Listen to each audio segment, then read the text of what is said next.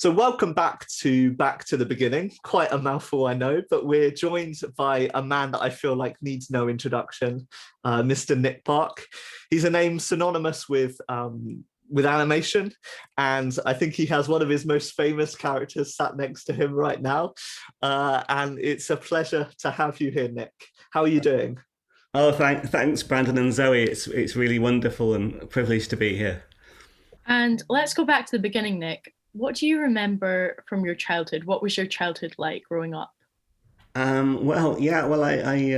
grew up in my hometown, which is where I am now, in Preston, in Lancashire, and it's funny to think of it because I back in the 70s when I grew up, nobody I knew went into film or TV. It was just not heard of. And so, in some ways, I wonder how it happened. But it really started when I discovered that my parents had this home movie camera. Back in those days, it was all film, no video or digital. And it was a not even Super 8 film camera, it was an older format called Standard 8 and very ancient. And it was just for filming, the kids on the beach and stuff. And I discovered I loved drawing cartoons, and I wondered how to make them move. And I'd read books or seen stuff on TV, and I discovered our camera actually had a single frame button, an animation button to take one picture at a time instead. So I read a bit, I heard a bit. I think my dad told me something about how animation's done. So I just had a go. I drew cartoons as like cutouts and animated them and made puppets. And so I experimented. This is age 12 onwards, really. And I just was industrious. I just loved drawing anyway. I loved the idea, I saw that my characters made people laugh, and that gave me quite a buzz. So I just kept going in that way. So did your parents have quite an influence on you when you were younger then? Definitely. I mean, they weren't pushy or, pushing me into anything, but they were, it was a creative. They were very much anything creative. And it was like an ethos. My granny would say, if you're good at something, you should do it and do it fully. My mother was a dressmaker and seamstress or tailoress, I think she called herself. But very skillful at that. Made all our clothes when we were kids. And my dad was a photographer, so mainly architecture for the company. He worked for an architectural company.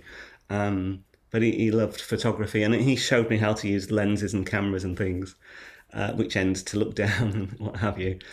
But they were, in a way, I'm very grateful because they were always very encouraging. And I always, at the beginning, would think, oh, animation's always going to be a hobby. It's not. I went to art school, even when I went to foundation art course in Preston. I never even thought it was proper art, because it was funny. I was enjoying it, so it can't be art, you know and people laugh at it. So I thought this is always going to be a hobby. I better find something more serious.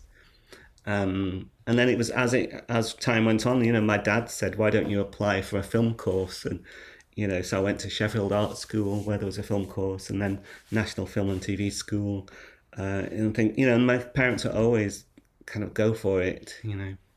I think a lot of people we spoke to before felt that there was this kind of like light bulb moment that, didn't really think of creative work as work and just something they did as a hobby. Do you think there was a light bulb moment where you thought, actually, this could be something I do forever? When do you think you had that moment? Yes, yeah, I think you're right. I think it probably came, maybe even gradually, which is, I know isn't a light bulb moment, but it was gradually. When I went from that, thinking this is what I do on the side, but it's not what I'm meant to. I'm meant to be doing art, which is a bit more kind of intense. um, and I think it was gradually like my dad suggesting, "Why don't you do a course in it?" And actually, that made me think it was a career. And I remember seeing the work of like the National Film Board of Canada, which were very well known and prolific in the 70s. And you would see their work on back then on BBC Two. They would show more art stuff, and I remember seeing this kind of award-winning animation, and from animation from like Czechoslovakia, Eastern Europe, Czechoslovakia, and places that had that would promote animators. Strangely enough, even back in the days of this, the Eastern Bloc, there was funding for animators in the Eastern Bloc, and they were often political films or but it was amazing and creative, and that all went in as well. Yeah. So when you were sort of much younger, were you a big fan of animation? What sort of shows, Yeah. TV shows, films, do you sort of remember watching when you were younger? I would. Well, I think I was someone who just took everything in. To be honest, I would just. I'd love TV and films and cinema, and I would be influenced from everything animation. From Tom and Jerry. American cartoons. Bugs Bunny, which were on constantly, and Laurel and Hardy. Old Charlie Chaplin, all these old black and white films, uh, but also I would really absorb all the kids animation, usually that was made in Britain, which was very very sort of British and more oddball really. I don't know if you know the work of like Oliver Postgate and Peter Firmin. They did cutout animation like Noggin the Nog, Ivor the Engine, and they also did puppet animation like Bagpuss, um, the Clangers. I don't know if you guys know those I sorts of. I feel like a couple of them are probably before our time. I Yeah. remember But Bagpuss really well, actually. That yeah, was Right. one of my and I favorites. remember the clangers, but probably in its more modern form than Oh its yeah. traditional form. Yeah, because I read somewhere that Poggleswood was one of your favorites. Oh right. Yeah. Do you still watch Poggleswood today? Are you still, Yeah. I've do you got. still look back on stuff Yeah. from your childhood, Yeah. in retrospect? I probably don't really sit down often and look, but I do remember it. I may see it on YouTube or something, just to have a look at it. But I remember it wasn't. It was crudely done in a way by by CG standards. It was kind of very handmade and sort of quickly done. But there was with Oliver Postgate's voice. I remember I just felt absorbed by it, immediately absorbed, and by the world that they presented. I sort of looked at the screen and somehow I engaged in it and lost myself in it, and I think that was part of the hook for me that got me inspired.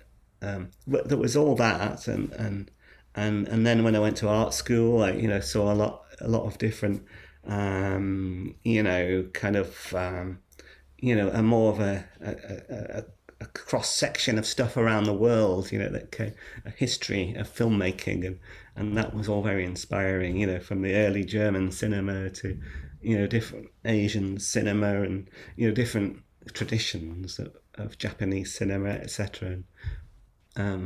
French, whatever it is, British, all these different traditions and that fed me in a way, even though I had a animation background.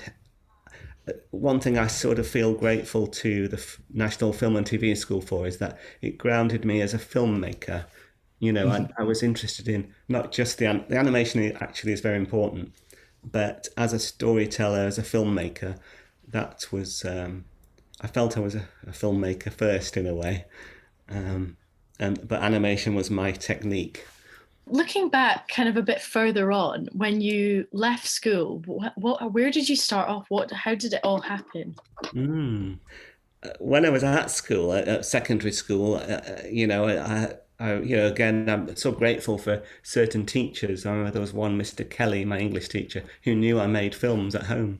I think a friend of mine had said it in class, and he said, "Oh, why don't you show your films, to the class?" And then I was showing them to the whole year. So I was starting to become known as, like the animator guy, and. And then it was on my last day at school, actually. I got a phone call. My mum she phoned the school, and I thought, oh no, something's wrong, some disaster. And I ran, and back then you had to find a phone box. And And I rang my mum, and she said, "Oh, I just wanted to let you know, the BBC have called." And that was that back then. It was like the Queen has called, uh, the BBC, and and and they would like to show. I'd entered a competition, and they wanted to show. I didn't win, but they wanted to show my film with the winners, as like a runner-up. And it was like, wow! I thought this is it. It doesn't get better than this. I was 15 at the time, and but that launched me. It gave me a lot of confidence to sort of think, this could be something, that I could really do. And I didn't yet know if there was a career possibility in it, but I knew that's what I wanted to do. I wanted to be an animator and just make films. But I thought I may have to get a proper job. Yeah. Yeah, I think I find it really interesting because I'm imagining the animation industry was so different then to how it is now. Mm. I know we spoke to and Sarah Fell, who also had her start, I think, at Aardman, and also went to the National Film and Television School, and she said a lot, even when she was there, it was very much a cottage industry, and it was kind of very small and very niche. What Yeah. what sort of steps and interests did you take, when you went to art school and things like that? Were you quite laser focused on animation and filmmaking? Or, I think now you're sort of known for wearing the hat of being the creator of Yeah. some of the country's favorite characters and a director of their stories. Was that always what you knew as your calling? To tell you the truth, I did feel it deep down. This is my calling. I thought this is what I love. This is what I'm good at. I love. I think at the heart of it, I love creating stories, and I love thinking up ideas, and I love creating characters. And obviously, I don't. I work with people who are also good at that, who also all contribute in their way, writers, etc. But throughout, back then, but also, going to foundation art and then art school, there were always courses that were quite loose and where you were encouraged to explore in other mediums, and because they didn't, obviously I was a bit of a one-off in that I knew, I kind of wanted to do animation, which they weren't teaching. So back then, and I remember actually applying. I was looking around for courses after my dad said, "Why don't you do a degree in, filmmaking, or a course that has filmmaking as part of it?" And I remember thinking the best place, the only animation course then was Farnham in Surrey, West Surrey College of Art, and they did an animation course. And one of my favourite animators, Bob Godfrey, taught there, and Bob Godfrey did Rhubarb and Custard. That was another of my favourites as a kid because I loved the way it was rough. I tended to gravitate towards techniques that were quite rough and ready, and that made me think I can do this. Rather than slick Disney fancy stuff. Yes, and so the courses tend to encourage you to explore in sculpture and painting and photography, performance, what have you. That's what the Sheffield course was. But once I'd got there, the tutors recognised this is what I like doing, and they let me get on with it most of the time. Do you think what led you to stop motion, and why did you pick that as your kind of Mm. the way you decided to create? And how has the industry changed since when you started? Um, well, yes. I mean that does remind me that I wasn't actually settled on clay, on plasticine or clay animation, stop motion, until I started Wallace and Gromit at the National Film and TV School. I was still very open because ever since a kid I was trying out cutout animation, drawn, and I did some drawn animation. I did. CG wasn't around really then, but um, So I was dabbling all the time and never really settled. And I loved doing the puppet animation thing. And I think I remember doing a test for Wallace and Gromit. And I remember doing just a test of Wallace's head, and I didn't know I was going to do this, but I had the beads for eyes, and painted beads, and I just made his brow start going up and down. And I remember what that made people react in a certain way. They sort of saw, they laughed, and there was a humanity in it, and that really made me think this, yeah, um, plasticine is where I'm at. I'm a plasticine man. So yeah, and even actually, that reminds me even more that I did some plasticine animation when I was like 15, 14, 15, and I remember, and that was on 8mm film, all fuzzy and out of focus. I'll have to revive those films sometime. But I remember showing, my audience was the budgie, the family and our budgie, and some friends maybe. But I remember that animation back then, my dad being moved by it and saying, there's something, there's depth in the characters because of the way they're behaving, and like there's a pathos, And I remember thinking, oh gosh, yeah, I'm amazed myself what is possible, Mhm. and and that's what made me want to do Wallace and Gromit that way. And I sort of slowly attached myself to clay really as my thing, and also inspired by Aardman and what they were doing with Morph Mhm. as well. Yeah. Now you've mentioned Wallace and Gromit, and I feel like they're maybe the two characters you're most well known for. I feel like if I'm going back to the beginning, I should ask where the idea and the concept from them originally started and originally came for. Was that a light bulb moment, or was that just something that you trickled in kind of over a longer period? Um, I think there was a light bulb moment for A Grand Day Out, but I always find with every idea, because I sort of tend to be someone who keeps a lot of sketchbooks and jots things down, and just often just doodling, and things come out. But a lot of the ideas have like a history of where they came from that I don't always know at the time that it's going to go somewhere, and I can trace Wallace and Gromit back, and they changed form and stuff, but. I recently, 'cause we were, my mum passed away in last September, and we've been going through the house, and I found some old drawings that I did that I thought I'd lost of Gromit as a cat, and Wallace was this character that I then used to call Mr. Norris, and um, I was at art school, and I was just playing around with.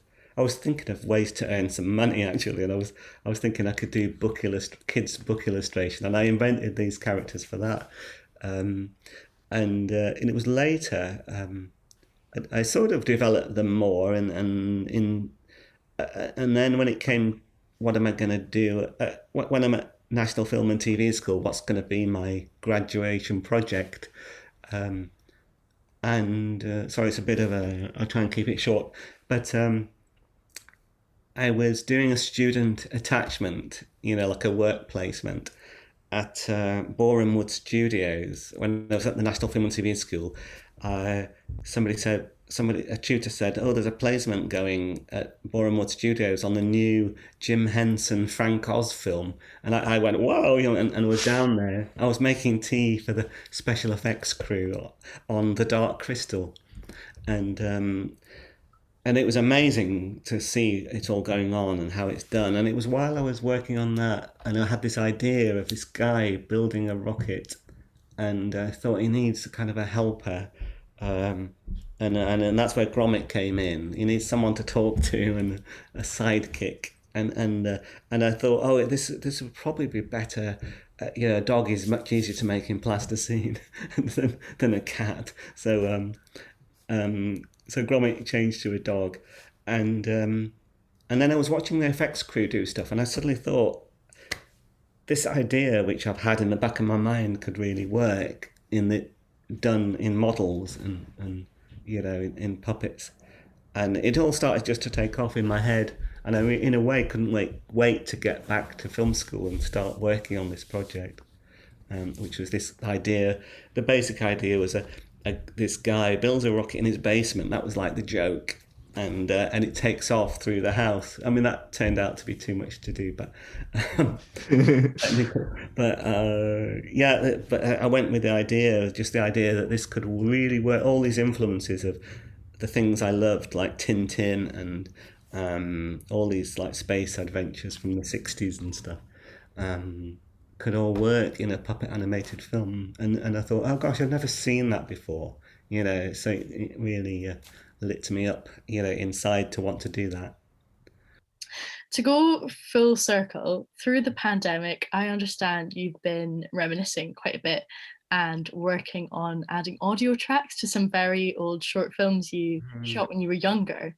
And you can actually go back and watch Pixelated in the Park on YouTube right now, which was created while you were in the first stages of completing the first Wallace and Gromit film, A Grand Day Out. Yes. And the Easter holiday project from the 1975, A Fisherman's Tale, which is due to be released later this year. I think in July. Yes. Yes, end of July. Yeah. I guessed correctly.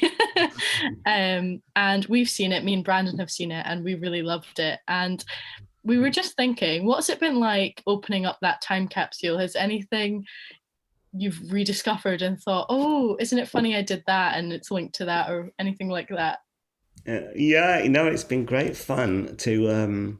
I think a lot of this has happened in lockdown, and where I mean, I've been actually very busy on work, on writing and stuff, but on animation films. But there is a part of me that's always loved to just experiment and do things that I'm not known for, and and I did. Pixelation is this technique where you animate real people, and they move around in a certain way. And I kind of always loved that quality.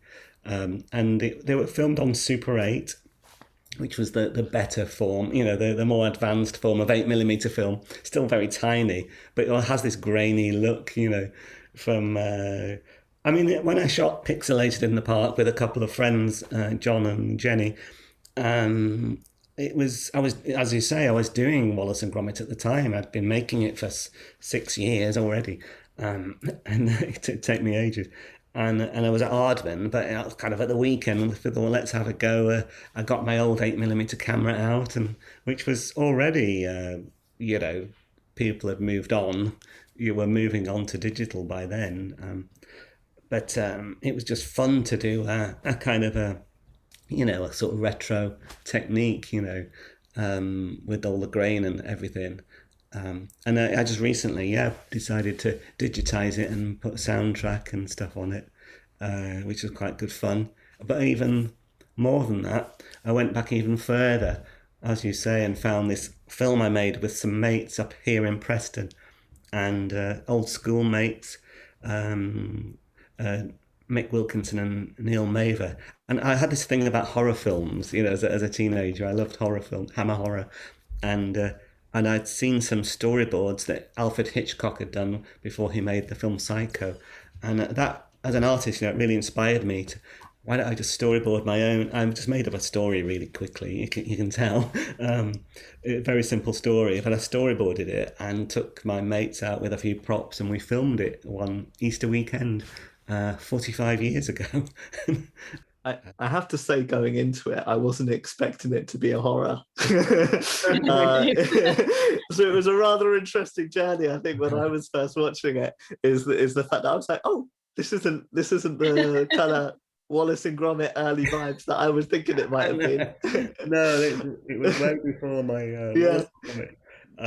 Did it come out how you envisioned it? When you were at the time, or? How, was it interesting using kind of today's technology and audio and things like that to bring that sort of story to life? It was. It sort of completed it in a strange sort, because I didn't have any sound. We could never afford sound equipment back then. I just had the film camera, And as I say, without any zoom lens, you couldn't even focus. And in a way, when I made the film, I thought a big record out at the time was that Mike Oldfield's Tubular Bells, and I remember putting that to it, but it didn't really fit or anything. But I didn't know much about music and stuff, or still don't, but I didn't know much about editing and everything. And so in a way, it's completed it for me now. And has brought it all to life because I put lots of sound effects and footsteps and everything on it. It sort of gives it a sort of visceral reality, which is now it's had for 45 years without anything. So it's a new experience for me, and it's and it reminded me of that that love of 8mm film, the smell of it, and the way we used to kind of set up the projector in the lounge, and family would all get excitement to see it, even though it's just silent film. There was like an occasion when you watched a film, and everyone watched it and saw people and pointed things out, and then at the end you had to rewind, and so we watched the film backwards, and that caused a big laugh. But it's just everything about it, getting it out again, and it took me right back to what excited me about filmmaking. But to add to that, um, oh yeah,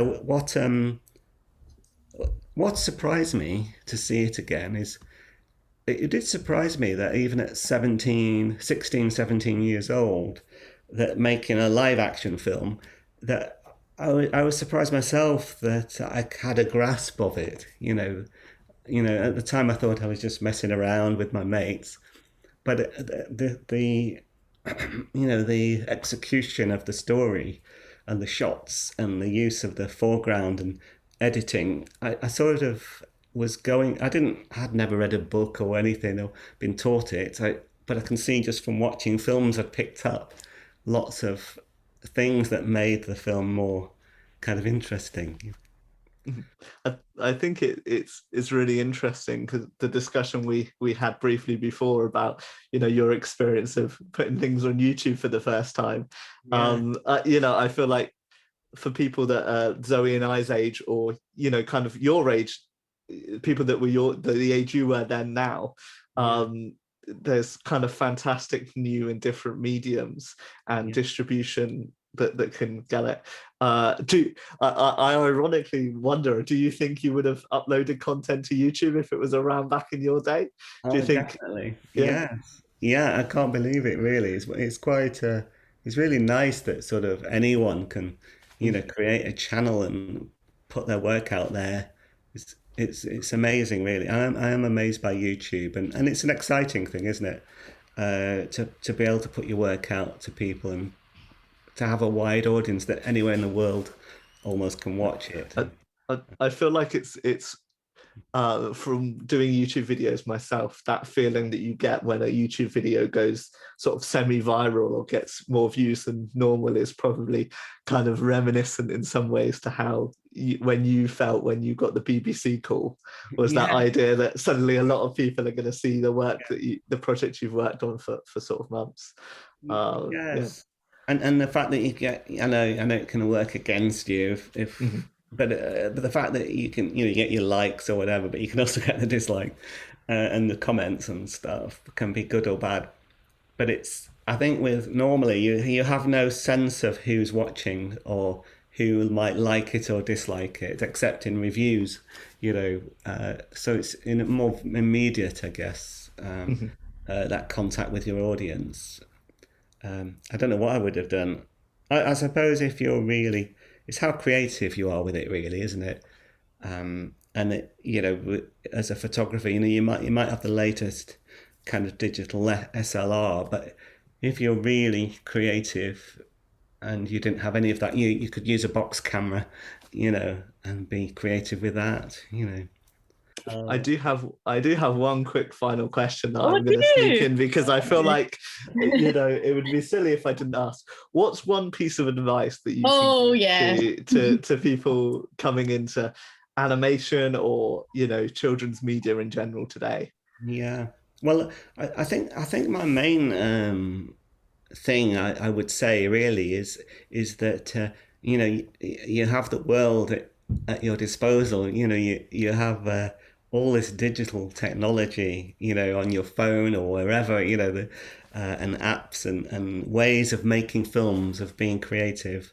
So I would say, don't be. I mean, the young people today are so confident with all of this, whereas when I was growing up, there was a fear of the machinery, of the technology, Um, so the more you can experiment when you're young and just have ideas and try to, realize those ideas, just go out with your mates, make a film, make a video, think of a story, just go out and do it, really.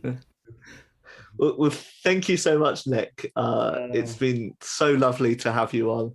I feel like it's been such a weird mix around, because hearing about animation that influenced you, whereas Zoe and I, the animation that influenced us was your animation. So it's kind of uh, like the full that's great. circle. And I'm sure people that are watching this, today at CMC and after the festival will hopefully, maybe in 20 years time or 30 years time in their career, come back and talk about how, you inspired them, and it was the start. Great. It's, it's been fantastic to chat to you, and thank you so much for your time. Well, thanks. Well, um the honor has been mine to chat to you both, Brandon and Zoe, and thank you for what you're doing to inspire young people. Thank you.